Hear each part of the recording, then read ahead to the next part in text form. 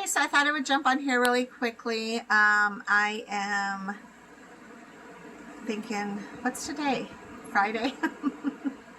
Yeah, this week has been insane. Today is just one of those days where I have to take a day to relax and to chill and to like replenish myself, or to just try to find some balance in my exhaustion. I don't know why exactly, because I didn't do anything necessarily exhausting. I went out last night, but I wasn't out very late, and I feel like yeah, like it's weird. I don't understand. So anyways, but I thought I would jump on here because I have a few moments to touch base with you. And I was talking to a friend of mine who was asking me about a lot of questions about my kidney journey. And so I thought I would touch base really quick about how that started, because my very first video I did talked about a little bit about my journey and like how I got to where I am in the thought process and the actual steps of going into kidney disease and kidney failure and renal disease and peritoneum and all of that. So I thought I would go ahead and review a little bit like this week on what all of that is again, because I do like to be real and honest about the things that are going on my channel, and I also like to show you the things that I do, because that mixture is the way to be able to, I hope, educate and encourage everyone that you can still have a life on PD dialysis. Sorry. For those who don't know, like I get like this weird allergy thing when they cut the grass outside. So I'm not sick or anything. It's just this weird allergy thing. And I can't take medication, because when you have kidney disease, it's very important that you don't take medications, especially like allergy pills, because everything you put in your mouth and into your body is definitely going to affect your kidneys. It's just the way life is now. So I don't take anything. I just kind of suffer through it. I didn't do my makeup really today because I was feeling lazy and tired and overly exhausted. But so that's why I sound like this. So I just wanted to touch base. I keep saying that. So I just wanted to review, I guess, a little bit about how this whole thing started, because I always talk about it and I forget that people, not everybody knows me, even though I would say I'm fairly popular and known in Tucson, Arizona, but I mean, it's just funny. Like I'm a loud presence, and I am extra, if anybody wants to be honest. So I always forget, that there's a lot of people who don't know my journey and don't know my story. So with that said, about 4 or 5 years ago, I was in a very tough relationship, and I was very heavily overweight, and I was mad. I was sad and miserable and mad and stressed out, and a lot of things were happening back then. I had kids who were getting ready to go to college. I had kids who were trying to get out of high school. I had a lot going on during that time. I was in a bad relationship, very volatile, abusive, and I think that I finally broke. I think that my body was just like, no, we're not going to continue keeping you healthy because you're not keeping yourself healthy. So I ended up having a brain aneurysm. I went to work, and my boss was like, you do not look good, girl. So I drove myself to the hospital. I don't remember doing that at all. I don't remember going to work. But I do remember calling my mom from the hospital and saying, they want to perform brain surgery on me. I started to post on Facebook, which was really funny and quite to my character. So my kidneys prevented my brain surgery because they failed. And I literally was on life or death at the hospital. But then my kidney kicked in, and I was able to be stabilized enough to have a coil put around a brain aneurysm in my brain. So I was in the hospital for a good month, I want to say. And then I got out of the hospital and I kicked all my roommates out, broke up with whoever I needed to, didn't go back to work for a couple months, and literally slept on the couch all day because my brain doesn't know what to do. Or when you have a brain bleed, it doesn't know what to do with the blood in your brain. So it takes a really long time for absorption to happen and just healing in general. So I probably spent a good 2 months at home. And during that time, I went a little bit to the kidney specialist, but I didn't do it a lot because to me, for whatever reason, the kidney wasn't exactly my focus. My brain, probably because I had migraines, was the focus. So I went ahead and decided to go back to work. I was a single mom. I've never not worked. So I went back to work and went full steam ahead. I did change some things though. I started to realize that I was worth more than what I was having people treat me as. That I needed to be treated better than what I was allowing to happen to me. So I was very careful in reconstructing an environment that was healthy for me mentally and emotionally. I started working out a lot more. I started to change my food diet. I wasn't as good as I am now with food, but I was definitely on the path for food because it is my belief now, especially, that food is our secret hidden health.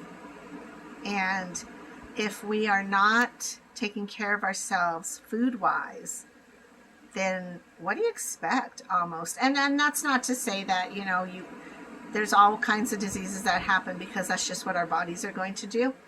But in the case of kidney disease, it's pretty easy to have healthy kidneys. And it's even easier to have healthy liver. Your liver will actually regenerate itself and fix itself. The kidneys won't necessarily, but you can definitely help them to be better by eating better, because everything you put into your system comes out the kidneys, and your kidneys filter them all. And so at that point, I wasn't really educated, and I didn't really know about kidney disease. And so even though I had changed and started to alter what I was doing and eating, I really wish I had dove deeper into better foods, even though my kidney would definitely still fail. And that is because I found out I was born with just one kidney. So for my kidney, it's totally exhausted. The cool thing in a lot of ways, and not a lot of ways, but in a lot of ways, COVID actually saved my life because I was working myself to death. I had switched careers into a different location, and that location was hostile and crazy and stressful and demanding and so hard. And so I would come home completely exhausted, and there I didn't realize my food intake was really affecting how my body was reacting. So one of the biggest things I wish I had learned, so I'm telling you now, if you ever hear your doctors or anybody say, oh, your kidneys are stressed, or your kidneys are at this percentage, or we need to talk about kidney disease, start talking about potassium, because potassium, we have to have it. It makes your heart muscle work. It makes your whole body work. Like if you don't have enough potassium in your system, your heart will stroke out.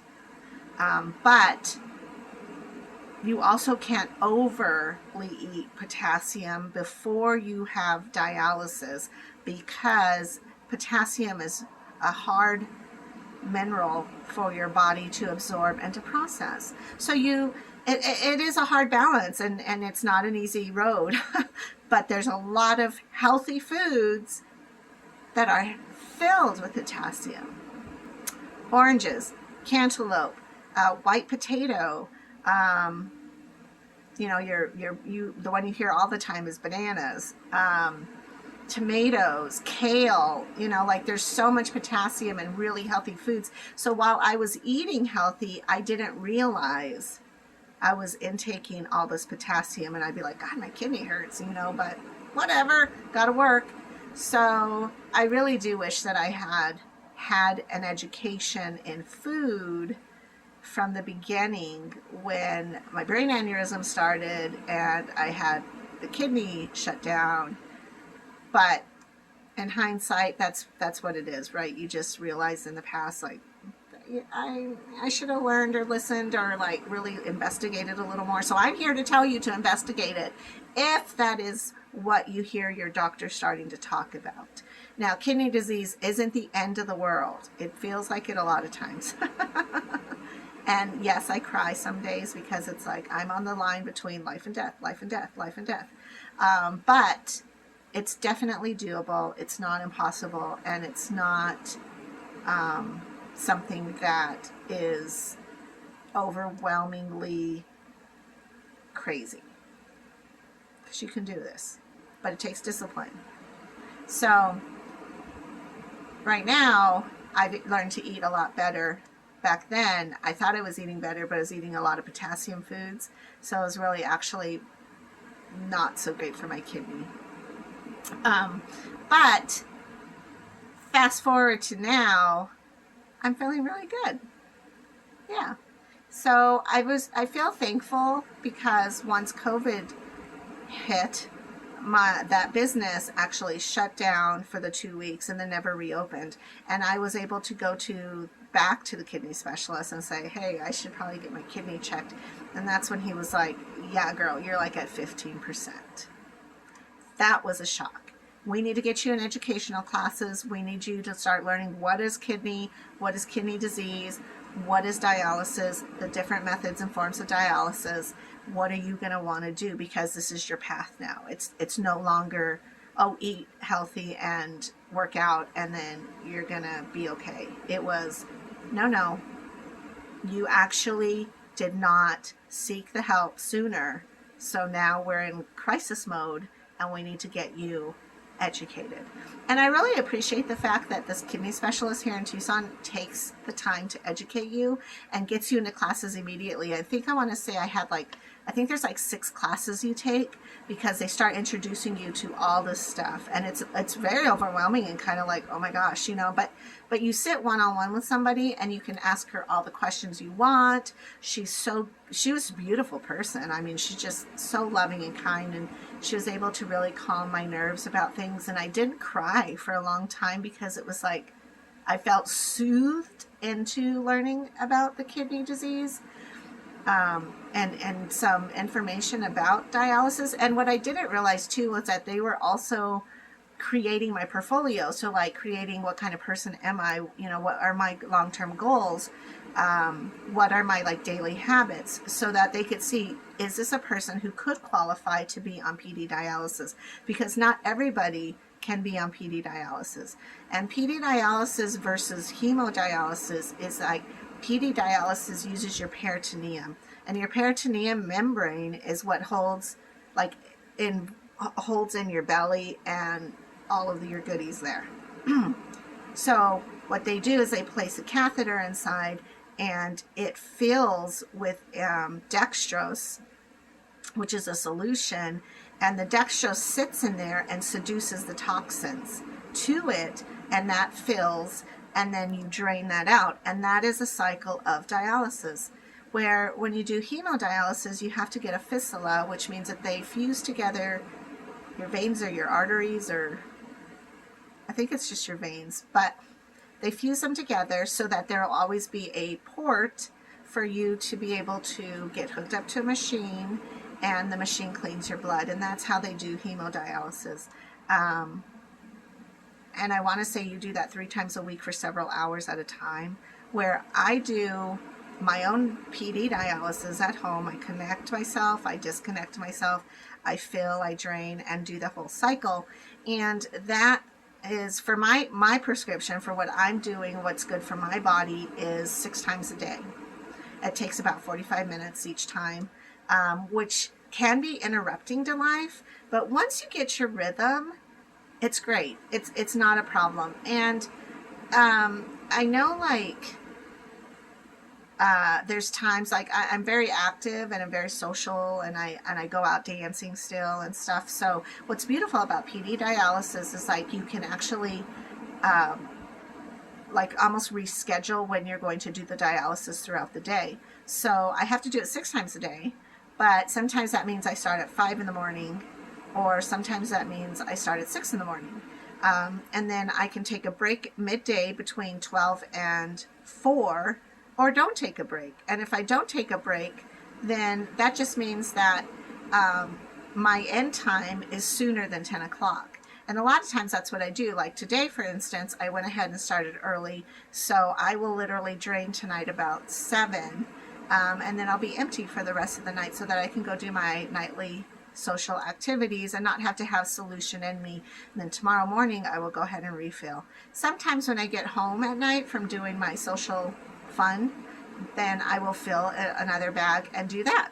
But that's the cool part about PD, is you can be very flexible about when you do your dialysis and how that's going to work for your life.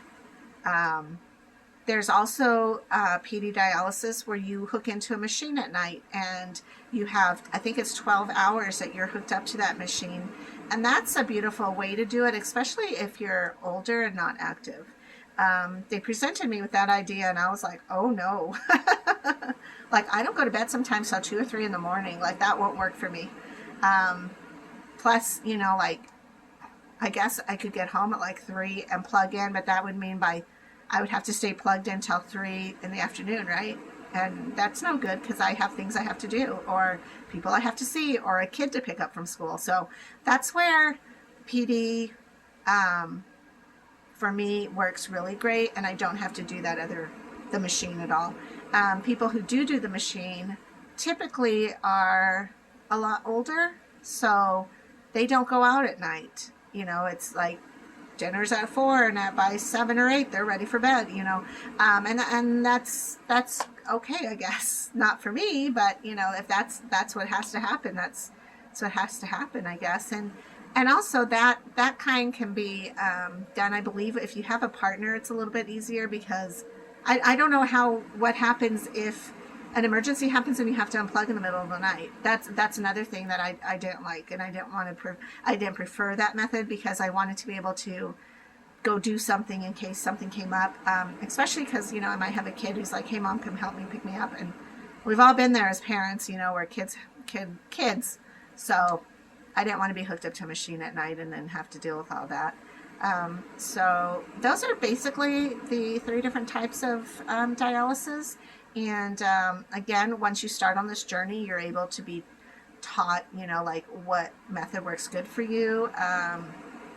There's also ways, like, let's say PD dialysis became way too much for me, I could go to hemodialysis. There are occasions where after hemodialysis is working well or not working, then you go back to PD dialysis. You know, they're trying to just help figure out how you can live your life and extend your life and still find value in your life even though you have kidney disease. But I do recommend that if you do have kidney disease, please be very mindful on what you eat, because it's not worth it. You know, every time you eat healthy, every time you choose to not drink soda or, you know, a whole bunch of sugars, or overwhelm yourself with processed foods. And I know it's easier. I'm a mom. I know it's easier. But you extend your life more, and your life becomes richer, and your life becomes healthier, and your state of mind and your emotions and all of it is just, it's a better situation if you just take the time to eat healthier. And even if you are not with kidney disease, just eat healthier. It really is, for the bigger picture, the longer picture, or the end picture, the end game. It's like what you put in your body really does affect your end game. And if you want to be, you know, 95 years old, hooked up to all these machines trying to keep you alive, well, that sucks because I don't want to be that person. I want to still be holding my sweetheart's hand, walking, around the neighborhood at night, having some puppies around, playing with them, being as active as possible, still watching live music, still being social with my friends. I don't want to be a burden. But I'm responsible for that. I have to take care of me. I have to do it. Because I'd like to think like, oh, my family or my partner's going to, help me eat better or help me to be healthier or whatever. But they can, and our spouses can. But the reality is that we're responsible for ourselves. So right now, decide to just be responsible for yourself.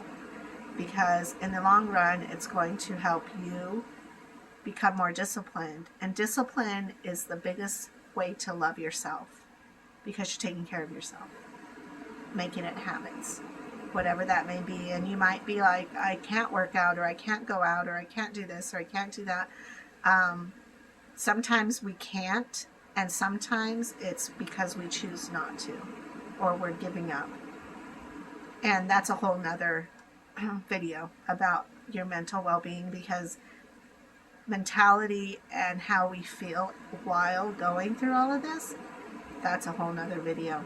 But for now, I just want to encourage you to look at what you're eating, look at what you're drinking, look at how you're socializing, because you still need to socialize. You still need to be out there having fun. You still need to interact with people. We cannot isolate.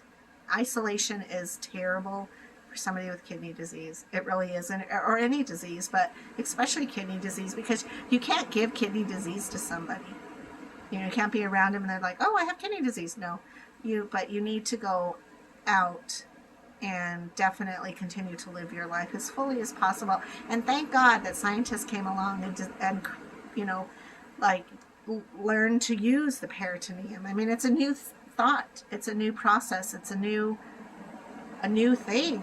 It's not very old, and they've learned so much about it. So just want to encourage you. It's okay. Everything's going to be okay. I am on Facebook as Peruvian Princess. If you need to look me up, if you want to chit chat in Messenger, hit me up. I'm always available. I guess that's about it for now. So I will talk to you guys later. Bye.